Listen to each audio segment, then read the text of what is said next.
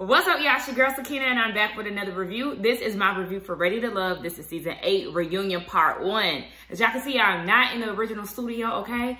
I am elsewhere. I am back in Maryland, so this will be my background for a few weeks, okay? So just get used to it. The lighting is definitely going to be off. I was going to travel with my ring light because I have a smaller one, but I didn't. And kind of regret it, but I already brought so much stuff here as it is.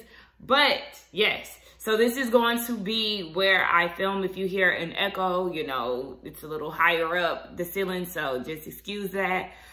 And yeah, I think that's all I gotta say about this situation. So let's go ahead and get into this review, right? They talk about the plot twist or the curveball that they added to this season, which was the lifesaver. I can't remember the name of it, but whatever. We ain't gonna get too much into that because I really didn't want to. I was surprised that they got into Jeffree and Andre so quickly. I don't know if, I thought they were gonna start, you know, they usually start with like a fluff piece.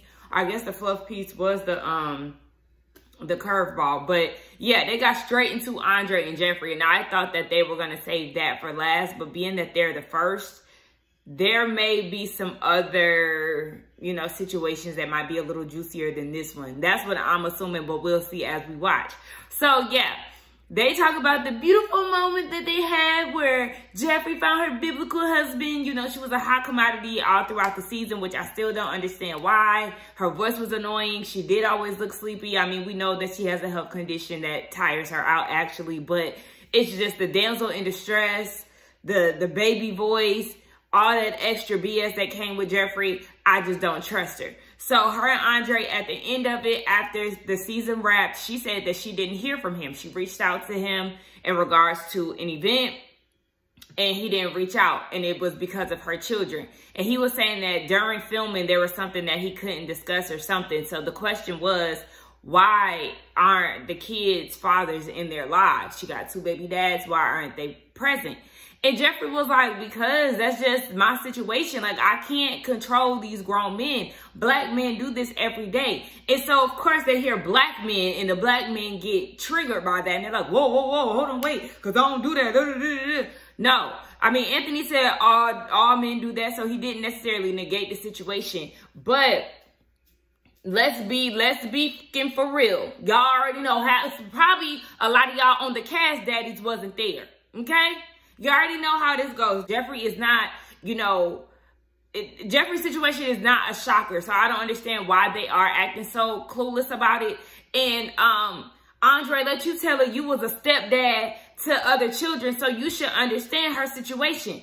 I don't even like Jeffree, but I don't like the way that they are acting as if this is just something so out of the ordinary. Oh my gosh.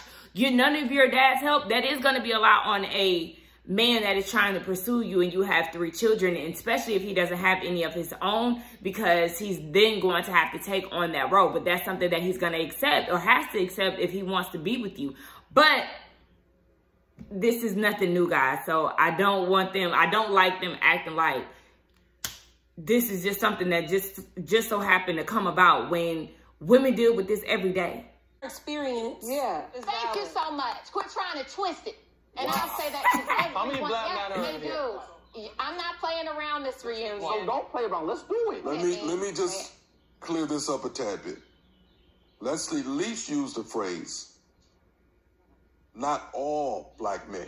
Let's be clear about that. Doesn't make sense. Most of my relationships has been with women with kids. I Okay, love kids. so you should understand that. Question I asked Jeffree: why are your 2 fathers with 2 different kids not in your kid's life? What was her response? Well, she gave me many different reasons, and I didn't buy it. The kids don't voluntarily say, I don't want to see my dad. So at that point, I said, it's not the father that don't want to see the kid, it's something else. But how could he assume that? How could he assume that if the kids don't voluntarily say, I don't want to see my dad? Andre, a lot of kids don't say that. But the parents have to protect the kids from their dad because they don't want to get their hopes up. They reach out to the dad like, hey, you know, the kids want to see you, and then they make an empty promise and never show up. Then what? That kid is hurt. So a lot of the times the kids do want to see their dad, but their mom knows how the game goes, so they don't want a man to be in and out of their kids' lives. Some mothers just prefer the kids to not see their dad until some change has actually shown, or the kids are old enough to have a relationship on their own. Now, I don't know. He's not giving me enough detail to go with what he's saying. Do you allow your children to see their fathers? Absolutely have allowed that. I don't believe in cowering down in a corner. Oh, Lord, my kids don't have fathers. I can't go running after a man, forcing him to be a dad. I don't even have anything legal in place saying you can't see your kids. Now, let me be clear on this, though. As I am defending Jeffree, just know that I don't believe her in a lot of stuff as well. So, yes, it's very common for men to have children and not want to take care of them. So, I mean, she could be telling the truth. She could be lying about something. We know that she does have a history of lying. Simone did get her together and pull out some of her receipts, some of the public information that was out there regarding her and her ex. So you just never know. I don't know Jeffree like that to say that she's lying, but I don't really trust a lot of the things that she says. But like I said, I'm not going to give her hell for not having the fathers around her kids, because we don't know the story. She could be a woman that purposely keeps the kids from the dads, or they just could be who don't keep their promise and don't support their children financially or in the physical sense either. So I don't know. Did y'all hear that voice though? Jeffree was able to talk without being whiny and sounding like a damsel in distress. I'm gonna need her to talk like this throughout the whole reunion. That's how you know she was putting on for them men, for her biblical husband, Andre. Now, she said that she regrets not giving the other guys a chance who knew that she had absent fathers in her kids' lives and really didn't care about it. But I mean, at the end of the day, that's who you saw. You saw as your biblical husband, Andre, with the mohawk ponytail bang. Girl, please. Both of y'all can get out of here. Y'all both looked a mess down at the finale. Y'all looked a mess down at the reunion. Like that storm wig, the dress that was very much so similar to the one that you wore in the finale. I can't even tell y'all who was best dressed because they ain't showing enough people, but trust me, along the way, I am going to let you know. Then we get into my girl, Corvea, you know, the high maintenance woman who want to be spoiled. And, you know, she had problems with Lyndon, and, you know, a lot of guys wasn't feeling her when they went on the yacht party, but she did have the strongest connection with Demario. So when she got sent home, you know, they start talking about, or, you know, she got sent home. So they start talking about what was it about her that really turned a lot of the guys off.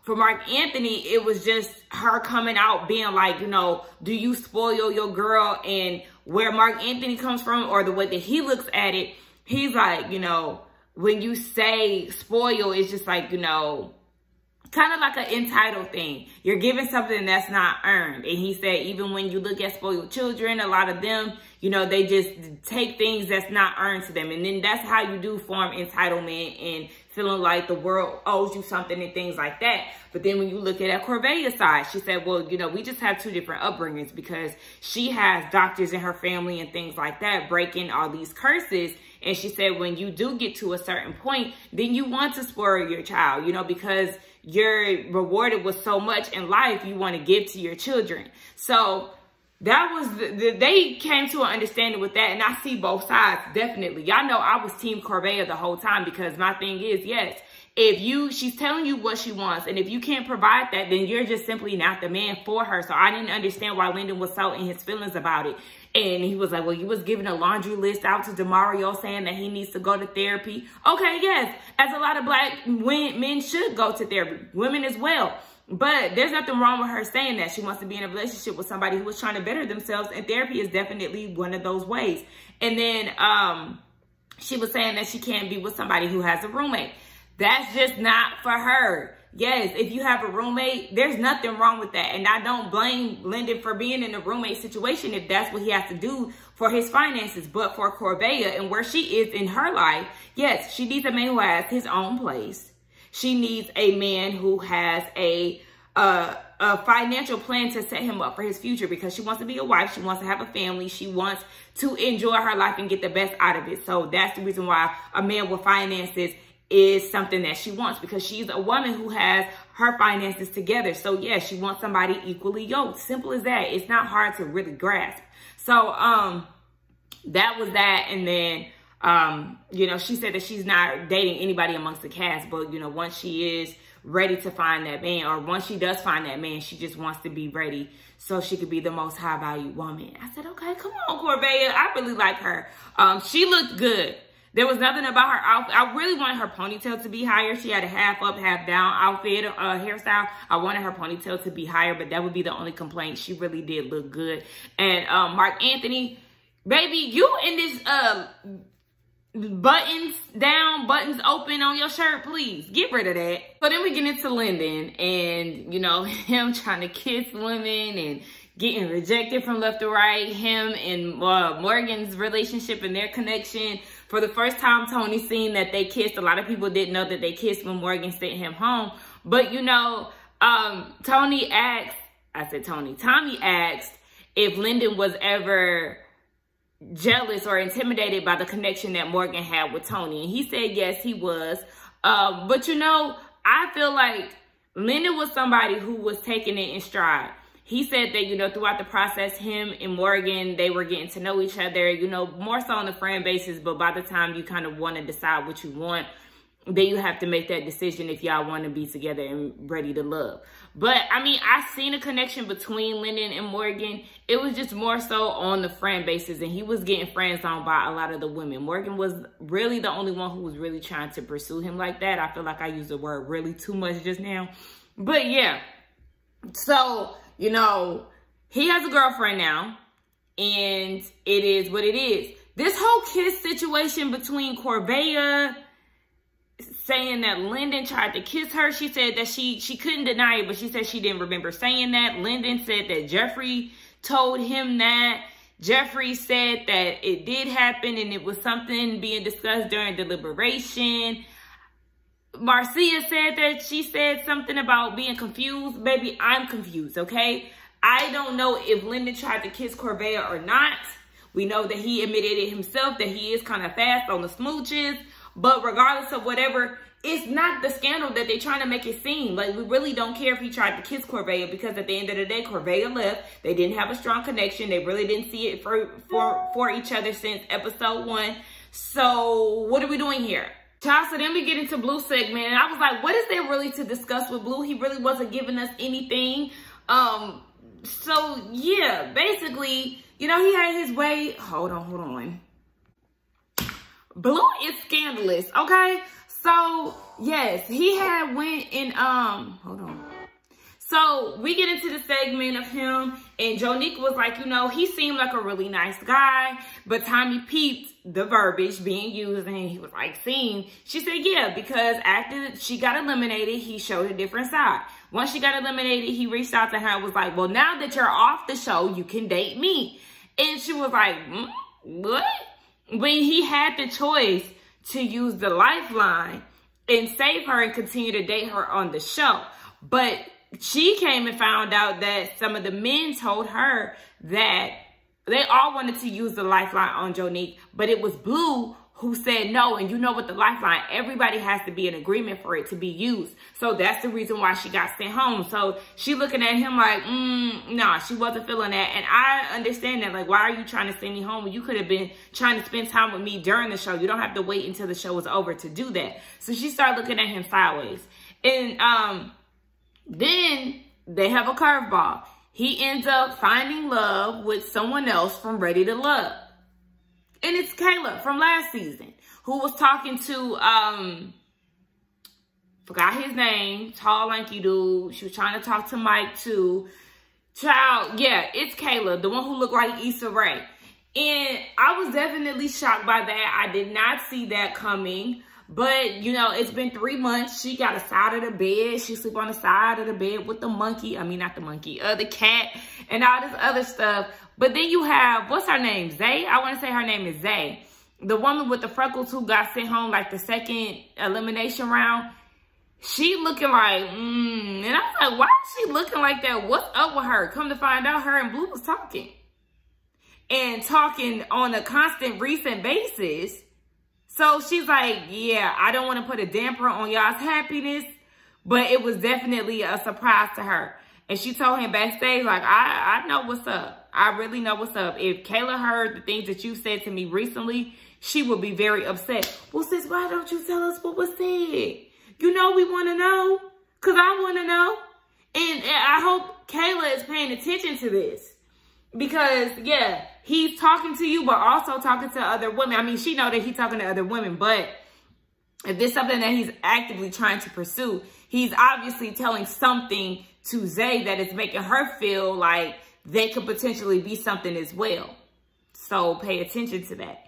And Zonique, your makeup look good, but you got the wrong shade. I don't like that. Her body is lighter than her face. Whoever did her makeup, absolutely not. I was actually surprised to see Kayla had her hair done. That was the best that her hair ever looked, because you know them wigs that she was wearing last season was an absolute no. Marcia, that dress that you got on, that sequence drape, I don't like it. I don't like your hair. Child, it's just a lot of people on here that I don't like. Why do we have a segment on Fabrice, who ain't even there? Everybody had pretty much the same sentiment. All he did was talk about sex. He got offended and said that they all was capping, okay? The way that the young kids say these days. And he was like, they all talk about sex, but when I do it, it's a problem. I mean, yeah, they all talk about sex as an adult, but the way that you talk about sex is as if it's your identity. You're an old creep. Don't nobody want to keep talking about that. Even DeMario said backstage when he met him, he was like, hey, what's up? And then Fabrice was like, what's up? Who you fucking? Like, what? It's just too much. He said that he in a relationship. Nobody really cares anyway. So then we move on to Advocate Sue, okay? And her journey down the block. Long story short, her and Blake are in a relationship. They live 10 minutes away from each other. They trying to figure out what this looks like outside of Ready to Love. So yeah, they go together. And what did not go together was Sue-Ann in that dress. Those sequence cups right here, absolutely not. A lot of people look a mess. A lot of people look a mess. Anyway, y'all have at it. Absolutely, yes. So, I want to know, why did you tell Linda that if Marcia was still here, that Linda can have more? Right. You know Tommy in Gentleman's Lounge. 1 week is Marcy, 1 week is Morgan. So, I think Lyndon kind of broke the bro code, so to speak, in terms of allowing that to come out. The bro code, what bro code? But I did say that. Morgan, I apologize. Did you mean it? No, yes. At the time I did. Okay. At the time I didn't. What made you do it right there at the table in front of everybody? At the time I felt didn't. like there was one Tony when Morgan wasn't around and a different one when she was around. So I'm just telling everyone what it is. Oh, you know what I felt? Singled out. Your timing was off. That's all, Lyndon. And Copy that. you know, yeah, that's it. Morgan, despite all That timing was what made right. you choose your connection with Tony? Linda was calculated with that one. Linda, my feelings for Tony were 1,000% real, which is why I was okay with dating him outside of this process. Wait. Y'all kept seeing each other, kept dating. Mm-hmm.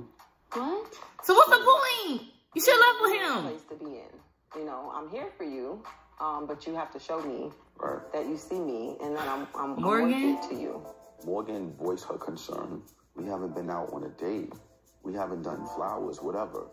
You know, but I got so entrenched with the day-to-day of everyday life. Work, have 2 kids. But you knew that when you came here. Listen, Oh, it's about to get heated right now. listen. Oh, ain't no listen. You knew that when you came here. This Child, Morgan then went and called the man a monster because they decided that, you know, they're not good for each other.